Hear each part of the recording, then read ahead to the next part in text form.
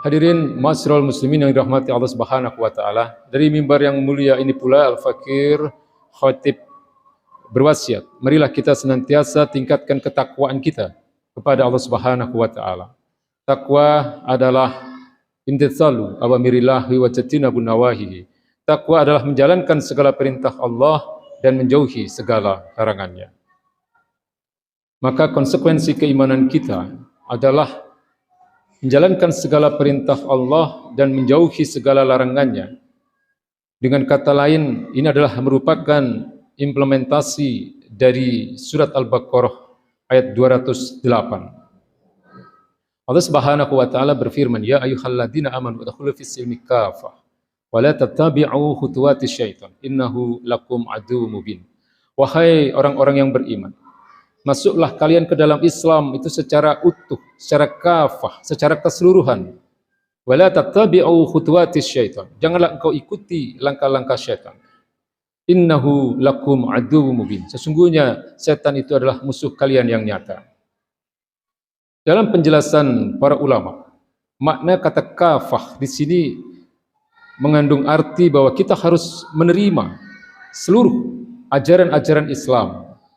Ya, baik yang terkait dengan persoalan-persoalan ibadah, persoalan-persoalan akhlak, persoalan-persoalan individu, juga persoalan-persoalan yang terkait dengan persoalan-persoalan muamalah, persoalan-persoalan yang terkait dengan hubungan antar manusia, ya, persoalan-persoalan sosial, persoalan hukum, persoalan ekonomi, persoalan politik, pemerintahan, kenegaraan dan semuanya harus kita terima.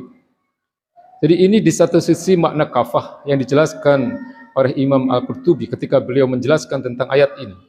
Di sisi lain, konsekuensi dari keimanan kita adalah menolak kebenaran yang diklaim oleh seluruh ajaran-ajaran selain Islam.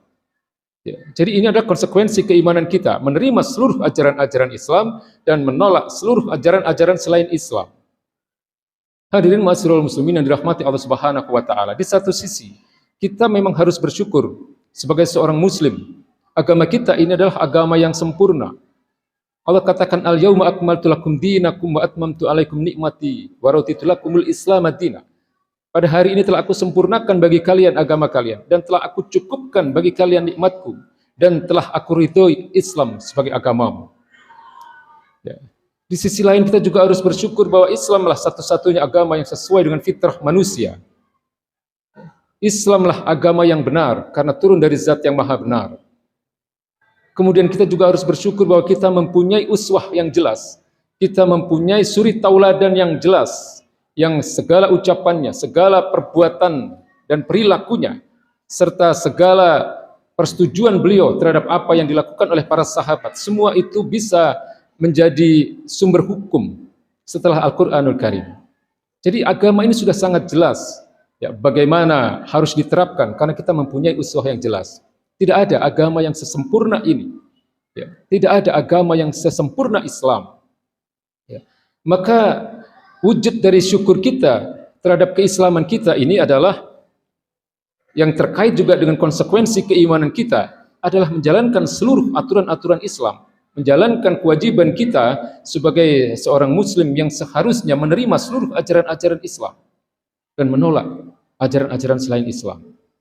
Ini saya katakan terkait dengan adanya keinginan dari sebagian saudara-saudara kita umat Islam yang menginginkan terwujudnya sebuah perubahan dalam kehidupan ini. Mereka berharap adanya perubahan, berharap dari kebaikan para pemimpin-pemimpin yang akan memimpin mereka. Ya, benar bahwa seorang pemimpin yang baik bisa menjadi bagian dari faktor penting terwujudnya perubahan menjadi perubahan yang lebih baik. Kita pernah mempunyai pemimpin-pemimpin yang baik, bahkan pemimpin yang sempurna, sebagaimana baginda Nabi besar Muhammad SAW. Kita umat Islam pernah mempunyai pemimpin-pemimpin yang baik, sebagaimana para sahabat, para khulafaur rasyidin, Abu Bakar As-Siddiq, Umar bin Khattab, Utsman bin Affan, Ali bin Abi Thalib radhiyallahu anhum. Kita pernah mempunyai pemimpin-pemimpin yang berikutnya yang kemudian menjadi penerus dari para khulafaur rasyidin pada masa-masa kekhilafahan setelah mereka. Ada nama-nama Umar bin Abdul Aziz, ada nama-nama Harun Ar-Rasyid, ada nama Mu'tasim Billah, ada nama Al-Fatih, Muhammad Al-Fatih dan seterusnya. Mereka adalah pemimpin-pemimpin besar, pemimpin-pemimpin yang baik yang memang mampu mewujudkan masyarakat yang baik, masyarakat yang sejahtera, dan sekaligus juga masyarakat yang bertakwa. Tapi kita lupa bahwa yang kita butuhkan bukan hanya seorang pemimpin yang baik, tapi yang kita butuhkan juga adalah sistem aturan kehidupan yang baik. Ya. Mereka, umat-umat terdahulu, para pendahulu kita menjadi baik, karena bukan hanya mereka adalah orang-orang yang baik, tapi mereka juga menjadikan aturan terbaik untuk diterapkan di tengah-tengah manusia. Ya, aturan terbaik, yaitu aturan yang turun dari Allah Subhanahu wa Ta'ala, Zat yang maha baik, Zat yang maha benar. Mereka tidak hanya menjalankan Islam dalam aspek individual, mereka tidak hanya menjalankan Islam dalam aspek ibadah dan akhlak, tetapi mereka juga mengatur sistem perekonomian, sistem hukum, sistem sosial, sistem politik, sistem pemerintahan, sistem kenegaraan, semuanya berdasarkan Islam. Inilah yang kemudian mereka menjadi umat terbaik. Ya. Baginda Nabi katakan, khairun nasi qarni, sebaik-baik manusia adalah generasiku, yang telah dicontohkan oleh para sahabat. Bagaimana mereka mampu mewujudkan suatu masyarakat yang bertakwa, masyarakat yang baik, masyarakat yang agung, penuh kemuliaan. Maka Nabi mengatakan, Inna Allah yarfa'u bihadzal kitabi aqwaman wa yad'u bihi akharin. Sesungguhnya Allah hanya akan meninggikan derajat suatu kaum ketika kaum itu berpegang teguh kepada Al-Qur'anul Karim. Ketika kaum itu menjadikan Al-Qur'an dan hukum-hukumnya sebagai aturan kehidupan dalam kehidupan mereka. Wa yad'u bihi akharin. Dan sebaliknya, suatu kaum itu akan jatuh derajatnya. Suatu kaum akan dihinakan oleh Allah Subhanahu wa Ta'ala ketika mereka kemudian tidak menjadikan Al-Quran ini sebagai aturan-aturan dalam kehidupan mereka. Hadirin masyarul muslimin yang dirahmati Allah Subhanahu wa Ta'ala. Inilah yang terjadi di tengah-tengah kita hari ini. Kalau kita melihat hari ini berbagai kerusakan terjadi di tengah-tengah kehidupan kita, di tengah-tengah kehidupan manusia, dan khususnya adalah di tengah-tengah kehidupan umat Islam. Karena memang hari ini kita jauh dari keislaman yang kafah, dari keislaman yang sebagaimana diminta oleh Allah Subhanahu wa Ta'ala di dalam surat Al-Baqarah ayat 208 tadi. Ya. Allah katakan, zaharal fasadu fil bari wal bahri bima kasabat aydin nas liyudhiqahum ba'dalladzi amin. Telah nampak kerusakan yang ada di daratan maupun di lautan, bima kasabat aydin nas, disebabkan oleh perbuatan tangan-tangan manusia, liyudhiqahum ba'dalladzi amilu, agar mereka manusia merasakan akibat dari sebagian perbuatan-perbuatan mereka. Ya. Bima kasabat aydin nas, ini dijelaskan oleh Imam Ibnu Katsir bahwa yang dimaksud adalah ketika manusia meninggalkan aturan-aturan yang datang dari Allah Subhanahu wa Ta'ala. Mereka membuat aturan-aturan tandingan yang dibuat oleh manusia, kemudian mereka mengabaikan apa-apa yang telah ditetapkan oleh Allah Subhanahu wa Ta'ala. Senada dengan ayat ini, ketika di dalam surat At-Taha, Allah juga mengatakan, "Waman a'radu an dzikri fa inna lahu ma'isyatan dongka." Barang siapa berpaling dari peringatanku, fa inna lahu ma'isyatan dongka, maka bagi mereka adalah penghidupan yang sempit, penghidupan yang penuh dengan musibah, penghidupan yang berat, ya, bagi mereka. Hari ini kita rasakan, ya. Karena apa? Karena memang kita hari ini tidak hidup di dalam rel kehidupan yang benar, sebagaimana yang dicontohkan oleh baginda Nabi, sebagaimana yang dicontohkan oleh para sahabat, dan sebagaimana yang dicontohkan oleh para tabi'in dan tabi'ut tabi'in, di mana mereka hidup di bawah naungan aturan-aturan Islam, sehingga terwujudlah suatu generasi yang luar biasa mulianya.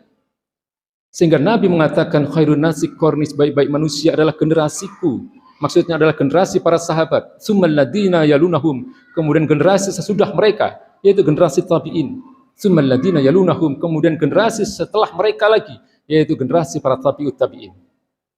Pada saat-saat itulah Islam melahirkan generasi-generasi yang hari ini tetap kita kenang nama-nama mereka sebagai ulama-ulama besar.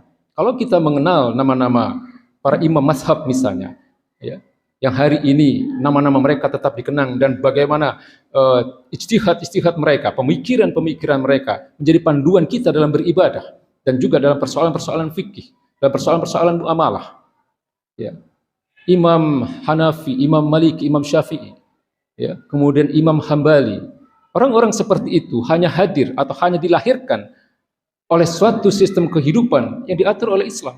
Tidak mungkin generasi sebaik mereka ya hadir atau dilahirkan dalam sistem kehidupan yang tidak diatur oleh Islam. Ya. Demikian pula dengan munculnya para pemimpin-pemimpin besar seperti Harun ar-Rasyid, Mu'tasim Billah, Muhammad al-Fatih, dan seterusnya. Orang-orang seperti itu hanya bisa dilahirkan ketika umat ini di bawah naungan Al-Quranul Karim. Sebagaimana disampaikan oleh baginda Nabi, Inna Allah yarfa'u bihadzal kitab aqwaman. Sesungguhnya Allah hanya akan meninggikan derajat suatu kaum selama kaum itu berpegang kepada Al-Quranul Karim. Hadirin ma'asyiral muslimin yang dirahmati Allah Subhanahu wa taala. Maka yang menjadi panduan kita ya, agar umat ini menjadi lebih baik, agar umat ini kembali pada kemuliaannya, agar umat ini kembali kepada kejayaannya, agar perubahan kehidupan kita ini menjadi ke arah perubahan yang lebih baik, maka patut untuk menjadi renungan kita apa yang disampaikan oleh Imam Malik rahimahullah, seorang imam mazhab terbesar, salah satu dari imam mazhab terbesar yang pemikiran-pemikirannya sampai hari ini pun menjadi pegangan bagi umat Islam ya, dalam persoalan-persoalan fikih. Beliau katakan, lan yusliha akhirah hadhil ummah illa ma aslahu awwalaha. Ya. Tidak akan bisa kita memperbaiki kondisi umat terakhir ini kecuali dengan melakukan apa yang telah dilakukan terhadap generasi-generasi terdahulu. Artinya apa? Ketika baginda Nabi merubah, memperbaiki kondisi masyarakat Mekah, ketika masyarakat Mekah dalam kejahiliahan, yang dilakukan oleh Nabi adalah memberikan pemahaman kepada umat manusia tentang agungnya Islam, ya, tentang agama yang sempurna ini untuk dijadikan aturan kehidupan bagi mereka. Ya. Memang ini satu persoalan yang tidak mudah untuk dilakukan. Dakwah, menjelaskan kepada umat tentang Islam yang kafah. Ya, tentang Islam sebagai aturan kehidupan yang mengatur seluruh aspek kehidupan, bukan hanya dalam persoalan-persoalan ibadah. Dengan inilah baginda Nabi kemudian menjelaskan kepada para sahabat yang telah lebih dulu masuk Islam, kemudian beliau mengkader, ya, membina mereka, yang oleh para ulama disebut dengan marhalat tazkiyah wa takwin, tahap di mana Nabi membina dan mengkader para sahabat untuk menjadi juru-juru dakwah, untuk menjelaskan Islam di tengah-tengah manusia. Ya. Sehingga perlahan kemudian opini-opini Islam, ya, ini kemudian menjadi satu opini umum di tengah-tengah masyarakat, sehingga muncul kesadaran di tengah-tengah masyarakat bahwa tidak ada yang bisa memperbaiki kondisi ini, tidak ada yang bisa memperbaiki keadaan ini kecuali Islam, kecuali aturan kehidupan yang turun dan datang dari Allah Subhanahu wa taala. Ya.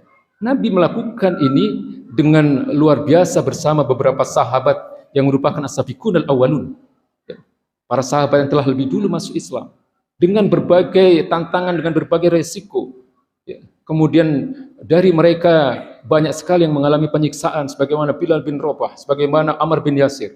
Ya, keluarga Yasir yang kemudian salah satu dari anggota keluarga mereka yaitu Sumayyah, ibu mereka, ya, terbunuh hanya karena ingin menegakkan Islam. Ya, yang kemudian dikenang di dalam catatan sejarah sebagai mujahidah pertama dalam sejarah Islam. Demikian pula dengan yang dialami oleh para sahabat-sahabat Nabi yang lain, Mus'ab bin Umair, Amr bin As, Khalid bin Walid. Dengan susah payah mereka menjelaskan tentang Islam ini di tengah-tengah manusia, bahwa hanya Islam yang akan mampu memperbaiki keadaan masyarakat itu. Dan dalam waktu yang tidak terlalu lama kita tahu bahwa kemudian Nabi mendapatkan satu pertolongan dari Allah Subhanahu wa taala ketika para kepala-kepala suku yang ada di Madinah menerima Islam ini.